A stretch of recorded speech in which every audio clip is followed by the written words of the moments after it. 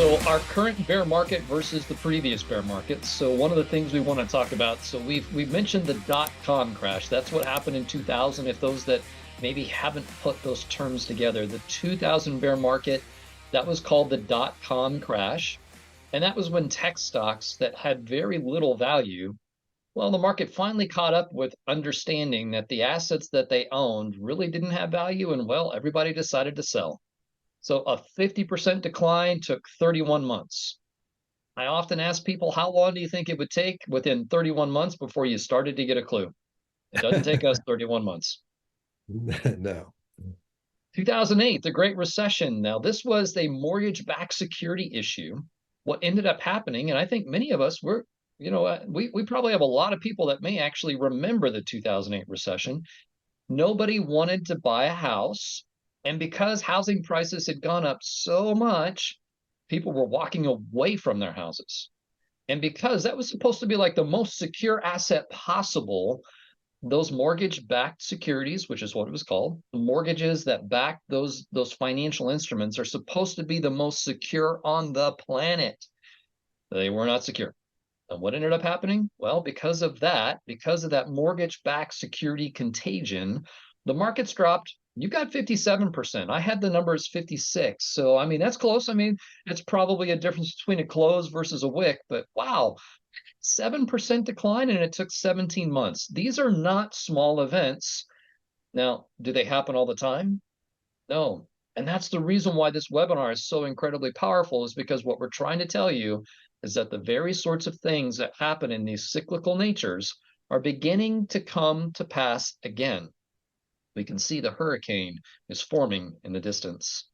And the Biden bear, well, David, you like to call it the Biden bear. I don't know that it's going to be labeled the Biden bear in the future. We'll have to see. It could be the real estate, the commercial real estate crisis could very well be what they end up labeling this one. And in fact, that's kind of where, if we were doing the football pool, like, who's going to win the Super Bowl? If I was going to be picking the name for the next bear market, it's going to be the real estate crash. There's going to be some sort of real estate from a commercial real estate perspective and a banking crisis, perhaps even a currency crisis that causes it. I think we can have junk bonds in there too, corporate bonds, because when they have to go in and renew some of those things, the old bonds just become worthless and people don't want them. And right. I think we could see some companies literally go out of business because they can't raise money through bonds.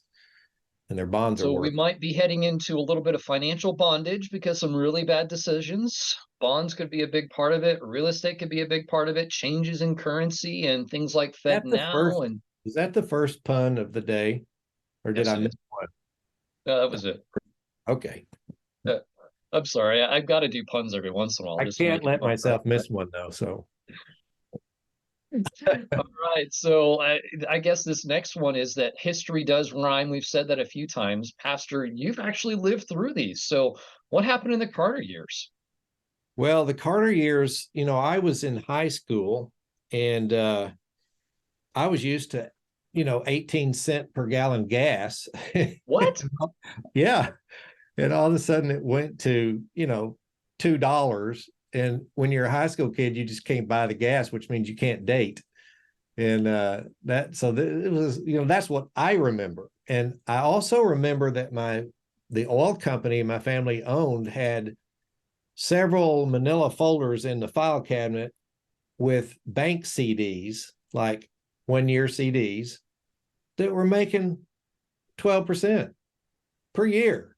It's money just sitting in the bank. So, my dad had 4 or 5 of those $100,000 CDs making 12% a year, risk-free, So that's the good side, is if you have money when these things hit, you make more, you don't even have to put it in stocks. You just put it in CDs and things like that. But it's really terrible for the country. I mean, it hurts the middle class the worst. It always does. It's almost as if, well, and I know Satan is the author of poverty. So Satan has got his people, starting with Mr. Keynes from England, who invented Keynesian economics, which makes all of the governments think they can control the economy. and they portray it as if they're saving us from a Great Depression, and actually what they're doing is causing every recession that we have. I've never been one in my lifetime that was not caused by the Fed raising rates and lowering the monetary supply. So anyway, inflation was at 11.7. Now, the highest it's gotten under Biden, which is the highest we've had in my lifetime since Carter, was 9 point something. But Carter got it up to, let me take control. Do I just start? Will you just let me do it? Okay. We haven't taken, we both have control. Okay. So when Carter was president, it went to 11.7. Now, by the time Reagan came in, it was 2.9, a little time after he came in. So they were able to get it under control, but it was painful. All right. So the Fed had raised interest rates they had to raise the rates from 7.99. Now, see, why was it so high? Because Carter had driven up the interest rates because the bond market was saying, hey, people shouldn't be buying stocks, right? And they had to raise it from there to 13.92, and then they did another 3 points later. So, it's a huge raise of the interest rates. So it took 8 years in raising the rates 8.93% to get that back down close to 2%. Wow. From where Carter had it. Now, if the news people are telling you this is going to be a soft landing. Okay, but we had to go from 9 to 2. This one was from 11 to 2. It's not that different because it's the last percentage points that get sticky. And that's why back here, they stopped in 1981, and they stopped too soon, and inflation started going back up again. So then they had to raise. That's actually what Powell says all the time. Powell says that. I don't want to stop too soon. Of this. He's aware of this. He says, I'm not going to make that mistake. But the news comes back and says, well, they're not going to raise it anymore. And he's saying, I'm not going to make that mistake. I'm hinting, hint, hint, hint. I'm not going to make that mistake. So it's interesting to watch. Maybe the most interesting one in my lifetime. So here's the Biden inflation. Look at that. This is where inflation's been since 2010. And this during his reign, it's gone to here. So how long will it take to get Biden's down to 2%? If it took 8 years on the other one, well, they're saying it's not going to take any time at all. Well, Donald Trump predicted this. Watch this. We have more oil than anybody, okay? And it's an incredible thing that it's happened over the last few years, a lot of great things, and you're paying, what, $2 a gallon for your gasoline? That's okay. You know what that's like? That's like a tax cut. That's bigger than a tax cut. If Biden got in, you'd be paying $7, $8, $9. Didn't they say? There you have it. Well, is he a prophet or what? I don't know. Okay, now for Reagan, when they lowered it from 11 something to 2, you had a recession. That's what these little gray bars indicate, are recessions. The raising of those rates to kill that inflation caused this recession right here, and it was a pretty stout one. And Reagan's inflation battle caused a bear market crash that lasted two years.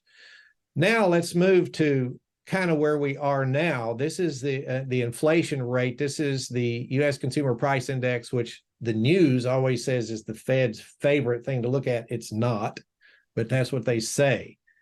And they like to point out that it was here and it's fallen this far. And all they talk about is how far it's fallen.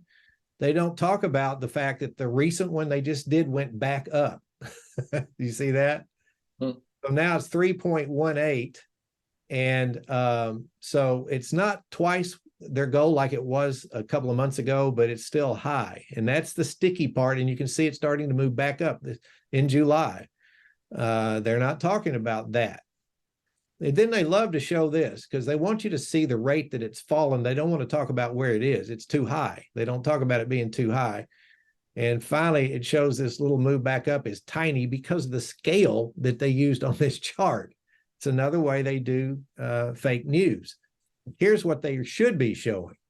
This shows the core inflation, which is what the Fed really does like to look at. Now, here's the regular inflation. Looks like it's really come down, but if you look at core, it's just basically gone sideways for a year. It's not that much better. Here's another chart of it. Here's what they want you to think about is how far this one's come down, and the Fed's looking at this one. It hadn't come down much at all, and that's the core inflation. That's what we should be looking at, not what the news wants us to look at. And here it shows this little blip right here. It's starting to get sticky. This is how much the core inflation has come down. It's just basically flat, because if you go back a year ago, it was here, and that's where it is now. So back in May of 22, it was 4.98. The recent one was 4.07. It's moved down 90, 0.9 of 1%. And they're trying to say, oh, inflation's almost over. And that's what we should be looking at, is the core inflation. Now, this is kind of interesting. Here's a chart of the money supply that the government has printed going all the way back to 1960, all the way up to Biden. And now look at that. And here's the money supply moving down. That doesn't look like a very big move, but this is what causes recessions, because all of a sudden there's no money for the banks to loan to anybody. So people that have small to mid-sized businesses cannot grow. They can't even pay their employees. If they have a month with poor cash flow, they just have to go out of business. That's what's happening right now. This one is the money supply. And Ben, we've used this one a lot, but it's kind of a lot of noise on there. But if you just look at this red line, this shows the money that the Fed is raising rates, which is causing the money supply to move down, and it lags, but about a year later, you have a recession.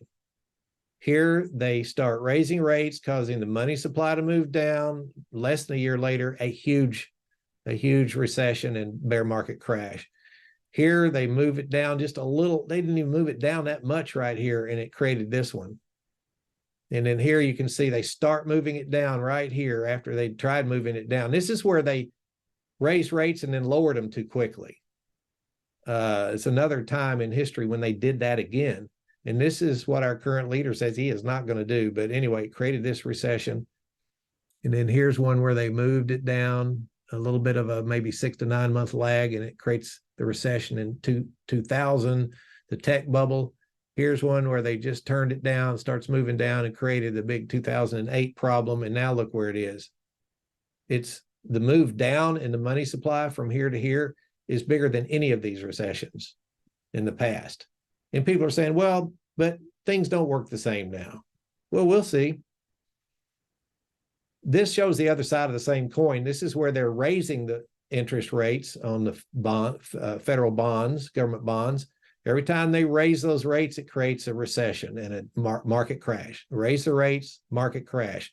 Raise the rates, market crash. Raise the rates, market crash. It's a song and dance, isn't it? And this one, there's a little lag here.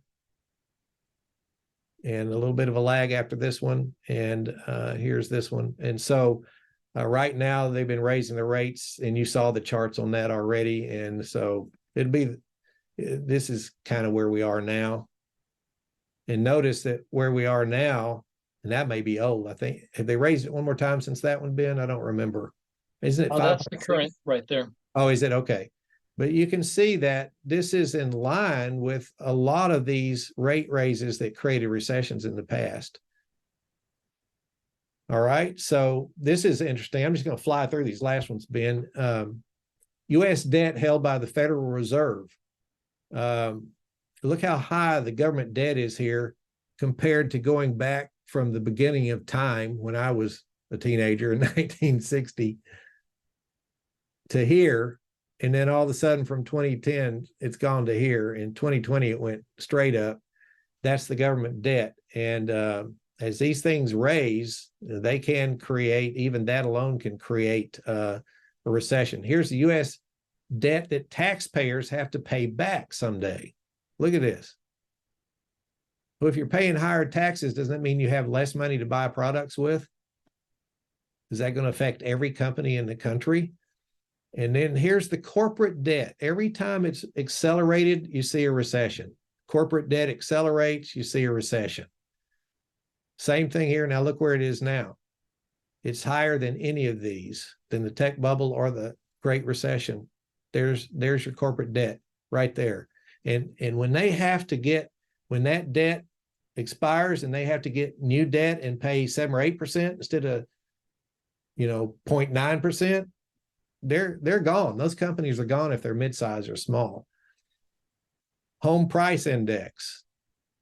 Look where the home prices are in history. It's interesting. So they dipped just before the last recession. Mm-hmm. Yeah, you can see a little one here too. Little dip, and that's because it's sort of a leading indicator. And you look at it now, Ben, the housing industry suffered more this year than the stocks have. And if you look at the commercial, which nobody's talking about, where do you see articles about it? They're not talking about it. It's tragic. In fact, I nixed a couple of great articles on that I had when I tried to make this last for an hour and a half, which it may not. But I had some on there that called it apocalyptic. That's what's happening in the commercial real estate right now. So it's dipping already, and that's just a leading indicator of a recession. Thanks for pointing that out.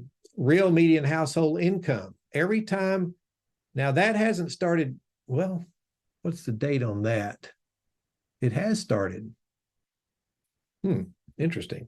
Well, when you see median household income, and I'm thinking maybe this is inflation corrected, perhaps. But as you see the disposable income that people can spend go down, obviously that creates a recession, right? And here you see all these. Well, look what it's been doing lately. And I haven't updated this one. I need to update it, but it's moving down. People have less money to spend. And a lot of the articles are saying, no, they don't. They're getting raises. Ask the guy on the street if they're making more money than they used to, if they're happy about that. And here is the big one we've talked about, yield curve inversion. And see, it's below the zero line. And every time, you can barely see the gray areas on this, but every time it goes below it, you see a recession. Here it goes below it, here's the recession. Here it goes below it, here's the recession. And here we are now, farther down than we've been in any of these except this one way back here. So we're about even with this biggest one. So the 2-year, 10-year segment of the yield curve, which has inverted before each of the past 5 U.S. recessions, so it goes all the way back to the 70s, is now the most inverted since March. And the inversion of the 2-10 spread had widened to 111 basis points in March 8th, the most since 1980s. And now it's higher than it was when they took that one. This one was higher than since the 80s, and now it's higher than this one. All right. And Ben, we probably don't need to do this one. It's the same thing for sake of time, but these little colored areas. The only thing I'm going to point out is those little red lines sort of show you when the economic turbulence hits the fan. We'll use that term. In other words, it shows the lag. It shows the lag, doesn't it? Yeah. So what's that red line maybe starting to predict for us even now? It's just, it's very interesting. You mentioned the dance. There's a rhythm that happens in a dance. We can look at these charts. We can see that there's a rhythm. The rhythm is telling me, be careful. Absolutely. All right. Now, this one people are not talking about. It's called the Leading Indicator Index, and it's put out by a board of economists. Some of the most brilliant economists in the world build this software that calculates this leading indicator for recessions. And this thing is almost 100% accurate. And every time the LEI begins to crash, you have a recession. Every time the leading indicator numbers move down, you have a recession. And look where we are now. So it's well below the zero of well, it's a -4 line, but it's a line that depicts you're into dangerous territory down in here. So that's another one. And here is Henry Bloget, who's the he's the CEO of Business Insider, which we read a lot of their articles. He says the stock market is priced twice the level it has been historically. And then on this one, he says it's going to fall 50%. All right. So we're a little bit going over time, but yeah, Pastor, let me talk about the reason why I want this next slide. It's not, AMP isn't just about protecting during the bear. It isn't. I mean, it's a huge part of what we talk about. That's our primary focus. But the reason why we're trying to protect is that we want to be prepared for the next bull. And what are some of the things that as traders we historically see after these really huge crashes? What are some of the things, David, that tell us when it's time for us to switch the engines, right? When should we get out of the inverse and when should we start getting in the market? Well, there actually, if you come to step 4, we teach you how we know these things. We teach you how to do this, but there are some real signs that we look for on how to know when the bear market's over. And one thing about it is you don't take the first up move and say, well, it's over, which is what they're saying now. But this is the 2000. It had 2 big up moves. One lasted 4.5 months. This one lasted 8.5 months. And then look where it went. See? Well, this is kind of what ours looks like right now. It went down for a year and then it's gone up. And this is where we are now. And so people are saying, oh, well, this is a new bull market. No, it's not. Okay, because none of the signs of a new bull market are there. We're going to talk about what they are for a second here. If some of you guys have to go relieve babysitters, we certainly understand because we're taking you overtime. But Pepper and Ben sent me a 30-slide thing to do, and I last night stayed up and added. We got 110 now, so we're almost done. I don't want to scare you, but I just had some things I wanted to share with you because I don't get to be on these much. But this is one of them. So another thing we look at is a triple bottom at the end of it. And then here was a new bull market that lasted for years right here. But look at this beautiful little triple bottom with the chart set on weekly on the S&P. Here's a bottom. It's a rally attempt. Here's a second rally attempt, and it fails. And the third one is the charm. And we haven't seen that yet. So those are things that we look at. So an 8.5 month average rally attempt does not mean that bear market crash is over. And certainly if you haven't seen a triple bottom yet. So now if you look, that was the 2000 crash. Here's the 2008. Now notice here was the bull market, and here's where the 2008 Great Recession started. It had a little M. It made an M, stands for murder. It means it's about to go down, right? It made actually a little triple top, even stronger than an M. But here's where it goes. Now, do you think maybe the Wall Street News right here, Ben, was saying, hey, this thing is over. That was just a correction. We're in the next new bull right there.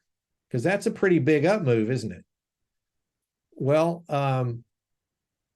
it's over. Here is that little move you just looked at. And look where it went. And I mean, this is exactly where we are now. And they're saying it's over. Okay. They said it back then. Some things are rhyming again, David. That's what I'm saying. It looks like it's rhyming again, right? Yeah. I've lived through too many of these to believe that stuff. And so this one was 8.5 months, which is kind of average for these little rally attempts. And then it was over. And when it's over, it's over. Look at those moves right there. Now that's set on weekly, but still that's 1 week and it moves that far down. There's a second week.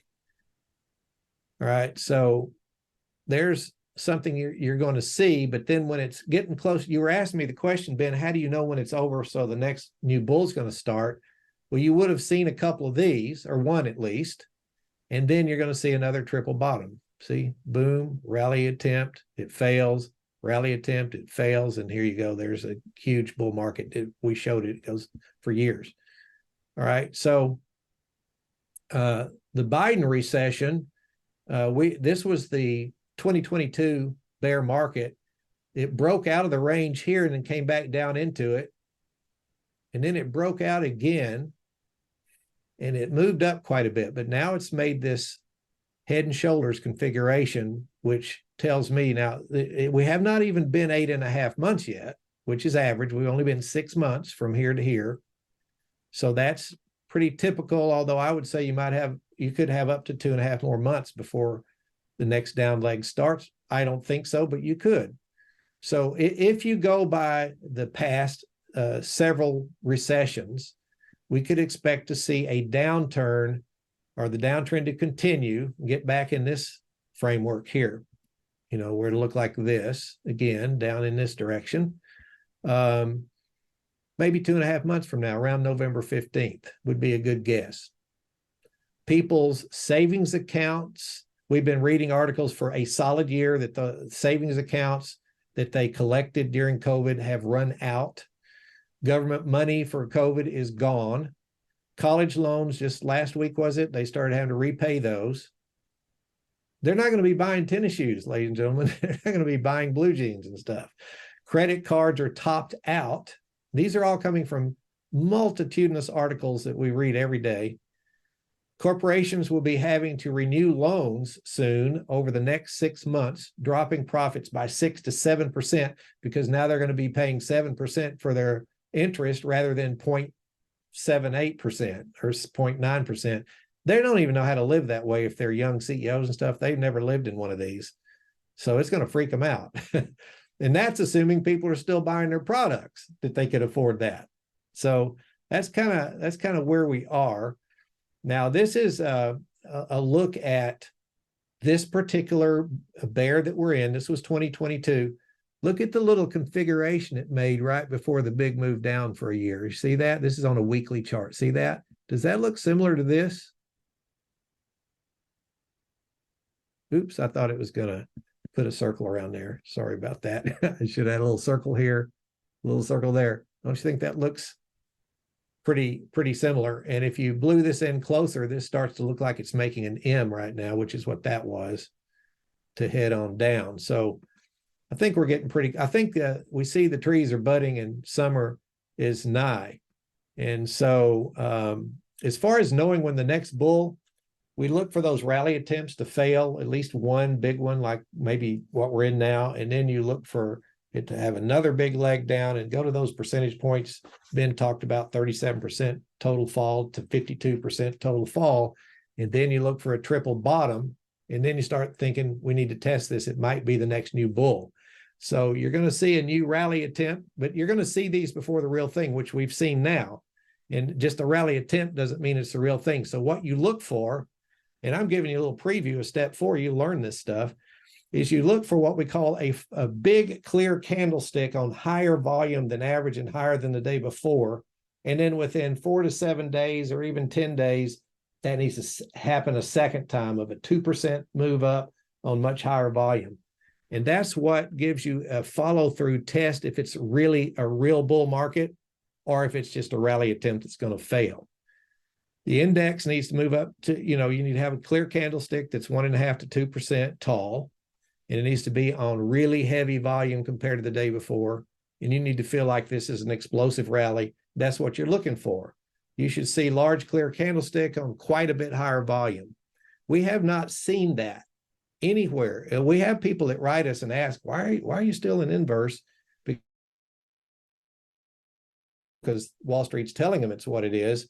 But we have not seen things you need to see to confirm a new bull market. For example, this first big move up here, if you take a look at the volume bar on this huge, it's hard to see that, but that's a big clear candlestick right there. Okay, I can see it pretty clearly on my screen, not on my big screen. And then, yeah, thank you. And then if you compare this big down move, it has a higher volume than the big up move did. That's not a confirmation of a bull. That's a bearish signal. See, what you should have seen is the volume on this clear one should have been higher, and then this lower one should have been tiny.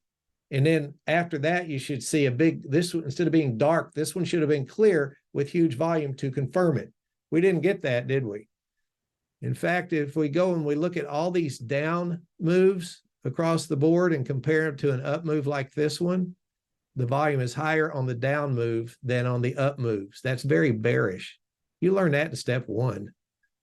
But guess what? Your financial advisor didn't take step 1 with TRADEway, unless he's us. All right. So all these down moves, and here's an up move, and look how small it is compared to the down move. There's a big up move, and here's the volume for that. And there's a down move, and the volume is much higher than the up move. And it just shows you that it's amateurs that are buying stocks, and it's professionals that are selling and shorting stocks. So it demonstrates that so well, and then it just keeps doing it all across the board. Right. And then if you look at the, is that the NASDAQ? Let me see. Yeah, if you look at the NASDAQ here, just Friday, going out to Friday, see that big down move has huge volume, and the little up move that it just did had smaller volume. And I don't know what this one is. I guess I just zoomed in on these. That's S&P 500. Okay, and here's the NASDAQ. This is what I thought I was showing you. It's the same thing. I just zoomed in closer where you can see that the little up move there's got some volume, but it's pretty equal to that down move. And then the up move here on Friday was tiny volume compared to these. So it's not bullish at all.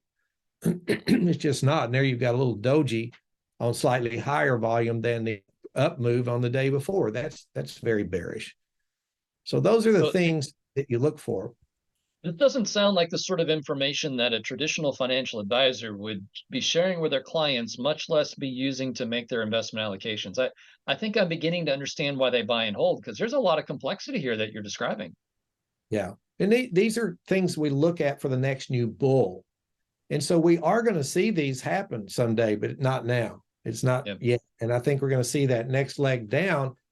And that may take, I don't know, it could take a year because we're not even in the recession yet. But the great thing is if you come to step 1 and step 2 on your trading side, your 20% money, you can learn to do puts, which have potential to make money on this big bear market that's coming.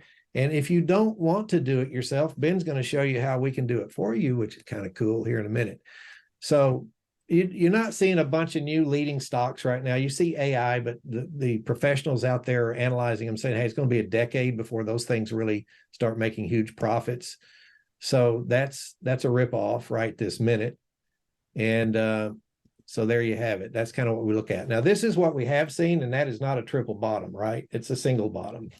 So we don't have any of these signs yet. But I will tell you this, when the bear is over, the first year of the next new bull market provides the greatest potential for you to change your family's financial future. And especially if you've been with Amped and preserved your assets on the way down. So you have all of that left to buy into the cheap stocks, because all the stocks will be cheaper when this thing's over. It'll drive them all down. And so, Ben, I'm going to let you take this over. And let me see how many slides we've got left. Not a whole lot. Yeah, absolutely. Well, so Pastor, I think it's really important our friends understand part of the reason why we've gone into such detail is that if you're looking for a financial advisor that can help you with these very things that we've described, well, that's why Pastor David created the AMP program. It's all about helping you to get understanding, like this webinar. This webinar, would you agree? This has been educational. It's been informative. It gives you a perspective you don't get from a traditional financial advisor. The safety, the greater control that you get, and the capital protection and the asset allocations, all those things that are built into our program are very unique. And the other part that's unique is you get people like David and our team of people at the AMP program that are here to assist you all along the way.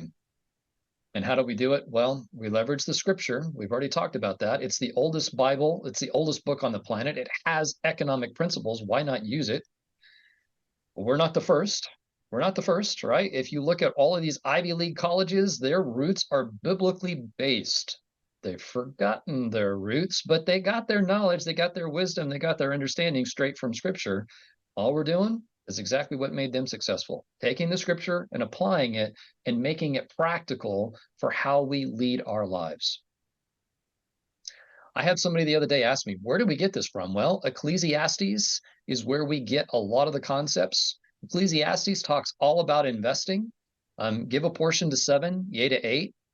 That's diversification. When we go bullish, we are going to be diversified. The risk return principle, that's absolutely a part of scripture. God's law of risk return straight from Ecclesiastes. You don't know what's going to prosper, so you should put things into different baskets so that you have an opportunity to try to not get blindsided when God maybe judges part of the earth. We do not know whether this shall be good or whether that shall be good or whether they're going to be equally good. That's the reason why we have diversification. So what does the Bible say? Here's our program. We divide into 8 categories, 8 major groups, just like what it talked about in Ecclesiastes, into 16 subdivisions. Now, these are when we're in bullish times, friends. We're just giving you a preview. When we get ready to go into the bull, how are we going to take advantage of it? It's with this biblical knowledge right here. And Ezekiel is pretty mind-blowing. When you read through it, you're going to see things like merchandising and shipbuilding and transportation. They're all sectors of the economy that apply to us today. So we are going to build that same sort of a portfolio and then blend across those asset classes as we start to go into the next bull market. So how do we apply it? Well, here's what we're going to do. Ezekiel talks about the oaks of Bashan. Well, what is that? Here's just an example. Shipbuilding, it's all about transportation. And one of the ways that we invest in the bull economy, well, that's with IYT. It's an ETF. And here's all the sectors that we do. Transportation, technology. Here's how we break up and asset allocate based on all these sectors. This is the work our team does in the background to be able to create that diversified portfolio for you. How many of you like the idea of having to go in and on your own, manually try to figure out how to diversify across all of these sectors of the economy? Ben, It's not simplistic. I'd like to point out something. I spent a year studying scripture, and every one of those are alluded to in the Bible. So it's not like we wrote these down and then went and see if we could find them. I didn't promise. That is not what happened.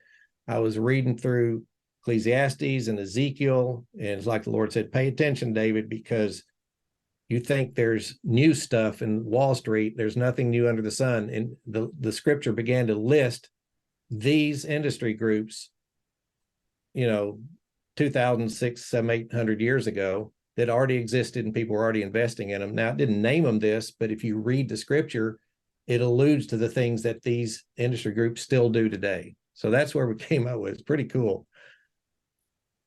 Excellent. Well, so as we start going through that scriptural knowledge, I said it earlier, David, your lens, right, as an entrepreneur, as you looked at scripture, you found these sectors of the economy straight from Ezekiel. And I was talking with an AMP client just yesterday, like, where did you get this from? And I showed these passages, and they're like, that's pretty amazing. So, yeah, right.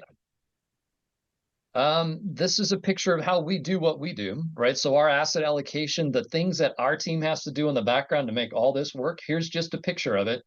There's an awful lot that goes into making this happen, and our team does all this hard work for you. Interactive Brokers is our technology partner and our brokerage partner, and we, Pastor David, we did a lot of work with Interactive Brokers to make this thing happen. Yes. How long did it take? Almost like 2 years? Yeah, a couple of years, and then you started working with me, pretty still perfecting it to this day.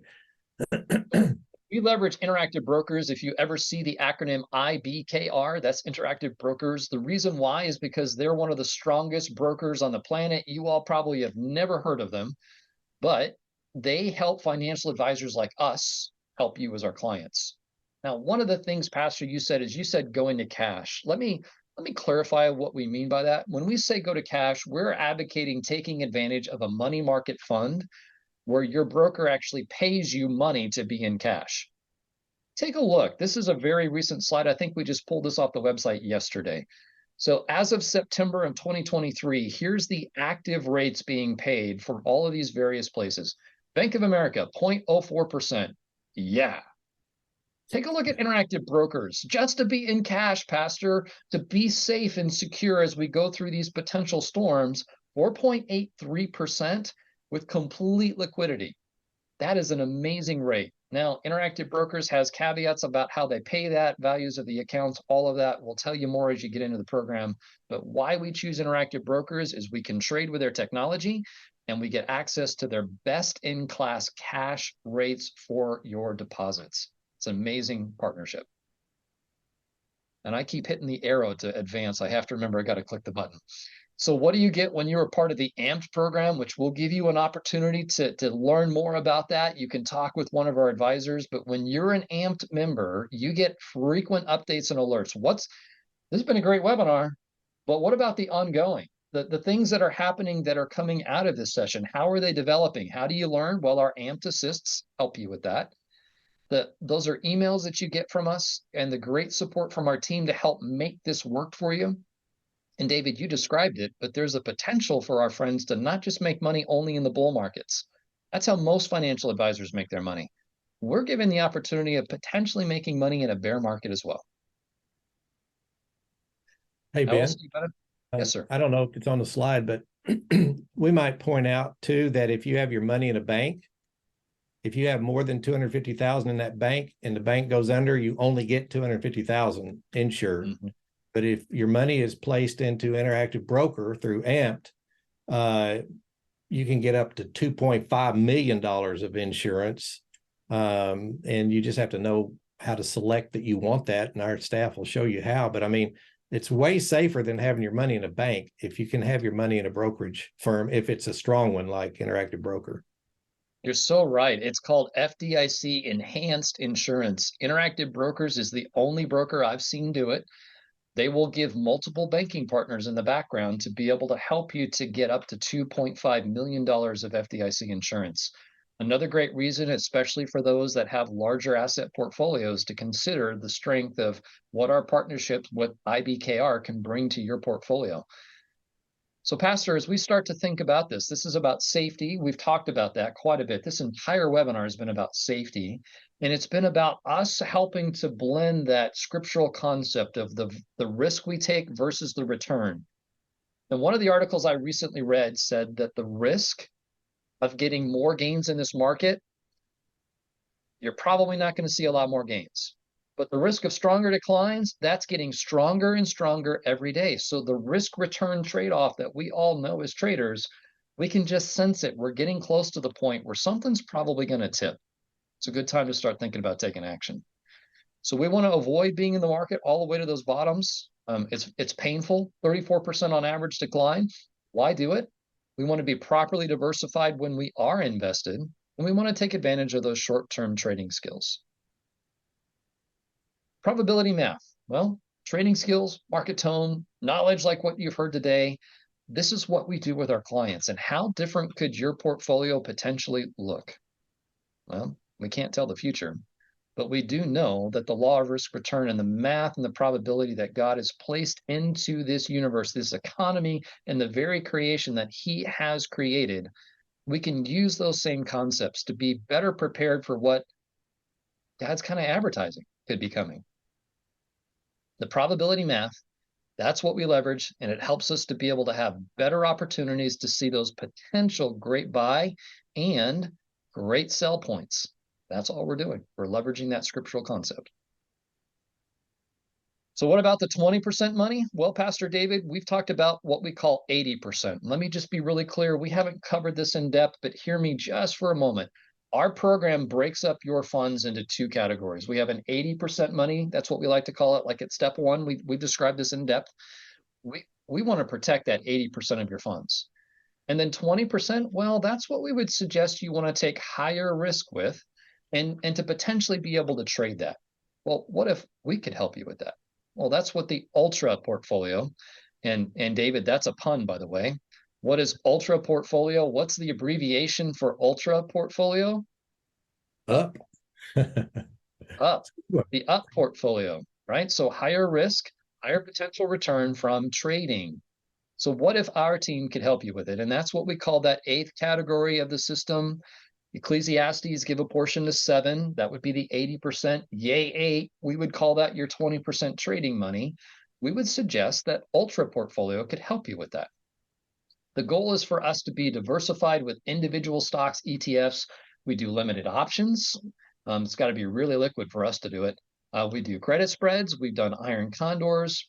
And we would suggest, because of the type of trade strategies that we're doing, $25,000 is the ideal level. $25,000 and above is the ideal level for us to be a part of the Ultra. And it cannot be less than $10,000. Otherwise, we're not going to have the flexibility to trade it as we want to. What I'm going to do at the end of this webinar is that if you want an opportunity to speak with one of us about, protecting your 80% money, maybe getting involved with your 20% trading money, where TRADEway is helping you with that, we'll give you the opportunity to speak with one of us at the end of this session. Guess where we are now, David? Close to the end. Yes. So long-term investing, how do we make it click button simple? How do we make it safer? How do we blend safety and risk and management? Well, that's what the Amped program is all about. And what I'd like to be able to offer our friends, David, is this the last slide in the deck? I don't have the presenter's view. No, you got 3 more. Okay. So what's next?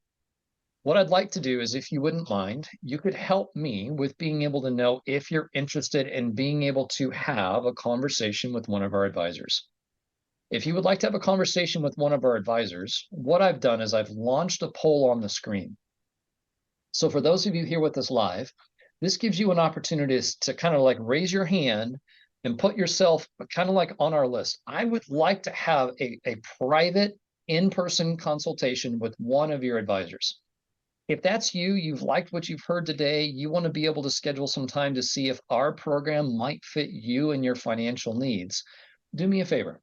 Just click on the button that lets us know about how much you're considering bringing into the program. Now, some people are like, well, why do you need to know? The reason being is because our financial advisors want to be prepared to help you to understand the fees, because the more money you bring into our program, the less the fee structure. We want to be able to be prepared to tell you what your fee structure looks like. The other thing is that it gives us an opportunity to understand how maybe we're going to be able to advise you in the middle of that session. So it helps us as your advisors be more prepared just to kind of have an idea about what your portfolio looks like. Now, the next thing is, if you scroll down, I would really appreciate it if you could tell us if you're already working with one of our advisors. That's the second question on the list. And that second question helps us to make sure if you're already working with someone, that we just make sure that they know that you're looking for a follow-up, and it helps us to better connect the dots on our back end system. Okay, well, that has been this has been a really interesting presentation, David. We went pretty in depth and covered an awful lot of material today. We have. I really appreciate you guys sticking with us, and we're trying to give you as much information we can on your Saturday and let you have a way to, at least have enough knowledge to think and pray about this. And but I like what Ben added here. Keep in mind, pray about it, but keep in mind the market's always changing. And so if you think you have funds that a financial advisor is going to leave you into the bottom, you might take note of that Head and Shoulders configuration and pray about that. And we would love to help you, and we'll get all your questions answered. Well, so Pastor, we do have a couple of follow-up questions here as people are still filling out the polls. Let me ask this question.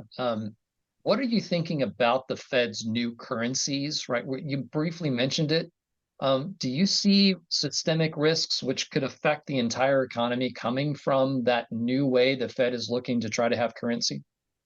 Well, I do, because anything that's new is going to have glitches. And, we just clipped an article yesterday where one of the big companies that provides credit card processing equipment for small businesses like beauticians and barbers and small stores and even medium-sized companies was down for, I don't know, 6 hours or something, and millions of dollars were lost in sales because of it. So as banks switch from the SWIFT system that's been around my whole life to something new, perhaps based on the blockchain, or you don't know, there can even be a new technology better than that, but whatever it is, it's going to be new. So yeah, there'll be glitches. I think people like Chase and Denman are going to be smart enough to pyramid in, if you will, and not just switch it in one day. They will try it with small amounts in certain banks, which they're already doing. Ben, wasn't it you that just did a transaction? And it was like it was shocking. I did a transaction the other day between I'm used to just doing ACHs. And when I saw this option of Fed Now, I'm like, what is this? I've never seen it before. They charged me 30 cents, and in less than a second, the money was from one account to the other. Yeah. So it's a benefit, but it's going to have some bugs in it. I think in the near term, I'm not somebody that thinks it's just going to blow up. People have asked me from a biblical viewpoint, do you think it is groundwork for the mark of the beast and a chip in your right hand or your forehead? Yeah, it is. The blockchain is. Whether it'll be called the blockchain at that time, I don't know. But my whole problem with crypto has just been that I knew it wasn't as secure as the people were saying it was. And Friedman is that his name? The guy that's in prison now. He proved that to be the case. And anything that's got humans involved, they can put a backdoor in a blockchain software, just like any other software, and get in there and grab your money. So I never believed in it, especially when it was not regulated by any of the world governments, because here's what I knew. They will regulate it. And when they do, they might put those businesses out of business. And if you bought stock in that company or you own their coin, you lose everything you had. So I've been advocating stay away from it up until now. But there will come a time when it is regulated properly and it will be useful for a time period, and everyone will get used to it, and it'll make an easy, kind of like if you bought into the mask thing, which I had COVID, so I had enough weeks to lay around doing nothing that I did extensive research on masks, and they don't work for viruses. The particles are too small and they go right through the mask. But no, the masses just believed in it because the government said to. Well, if you'll believe that, and they tell you it's okay to have a chip in your hand or your forehead, you'll believe that. So it's all being prepared. I love that. That means Jesus is coming sooner, and that's a good thing. But I think what it's else? interesting. Hey, you know what else, Ben? He didn't tell us to get on top of the house and just wait for it. He said, be working when I come. So that's right. We need to be about taking care of our families until he comes. I love the concept, Pastor, that as the times approach, that it's going to get more and more clear. And it's sort of been that way with prophecy. You can see prophecies as they begin to happen. The fulfillment of them becomes more clear the closer you get. Yeah, we've seen things we didn't even see when you and I met, that we see now because of things happening. When you see things happening, it makes the Bible more clear sometimes. But it's really, really amazing. So I put myself back to when I was in high school, and I remember reading Revelation that no man can buy or sell without the mark of the beast. And I'm like, how is that going to work? Mm-hmm. Yeah. And I look at what's happening right now with the digital currencies, and it's actually happening in China right now. They control what you can spend your money on.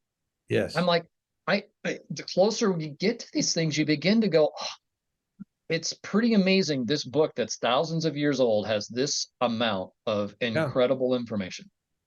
Well, and we always knew that it did, but what's interesting, I used to teach teenagers this stuff.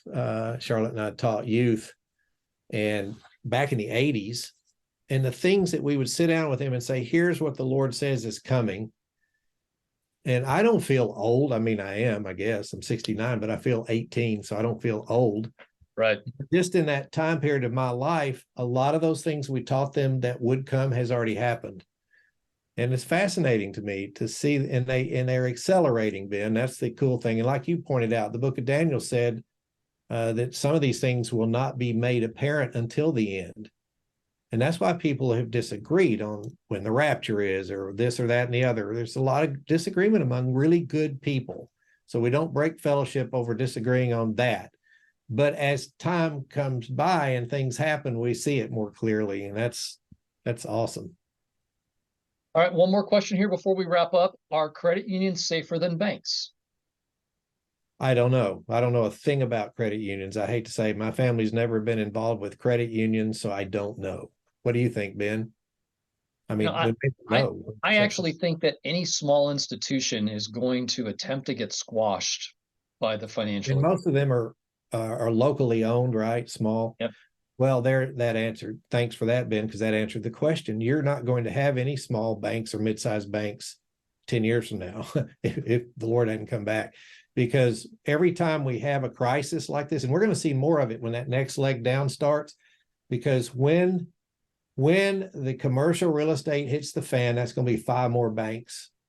They're just either gone or bought out. So what happens? The big banks like Chase bought one of the ones that went broke last year. And the big banks, so instead of having 10 big banks, you're going to have 4. Easier for the government to control. And everybody will tend to put their Chase made the most profit they've ever made last year because everybody went to their local banks, like our little bank here in Mejia, pulled their money out and shipped it to Chase because they knew the government will not let Chase fail. But the little local bank in Mejia, they'll let it go. So everybody knows that. So they move all their money. So it hurts the small banks and the mid-sized banks, and they won't last another 10 years. So yeah, it's less safe than a bank. I hate to say it, you're safer to have your money in Chase than you are to have it in your local bank in town. But it's true. You say, well, it's insured up to 250,000. All right, but how long can they put a lock on that door before you get that money? And what if the government owes so much in interest and can't fund their military, and they just say, well, we're going to pay you back next year? So, yeah, I'm glad you pointed that out. So we were able to answer that question. It's less safe. Pastor, this has been awesome. I can see that those questions that we had on the board are now clear. So let's go ahead and talk through next steps. So if you clicked on the buttons, what you can expect is that you're going to be getting a contact from one of us, myself, Jenny Taylor, David Verbugen, inviting you to be able to schedule an appointment with one of us. And that's going to come as an email. You simply select a time from the available times on our calendar that works for you. And when you schedule that time, what we'll do is we'll meet with you, we'll answer your questions, we'll talk through, can we do 401ks? The answer is, if you can roll it over, the answer is yes. Can we do Roths? Yes. Can we do IRAs? Yes. Can we help with trading accounts? The answer is yes. But your specific situation, why not talk with one of the financial advisors and to be able to begin to start to develop a plan for how to help your portfolio to have this biblically sound, safer, and simpler way of managing it. That's what our program is designed to do. That's what our advisors are here to help you with. Want to have a conversation? Click the buttons. We'll be back in touch with you. We'll schedule an appointment, and we'll figure out what next steps looks like together. Okay. Well, thank you so much, Pastor. This has been awesome. I really appreciate your time today. And if you're watching this as a recording, all you need to do is, if you'd like to schedule an appointment with one of our advisors, you can go to tradeway.com/amped, or you can email amped@tradeway.com.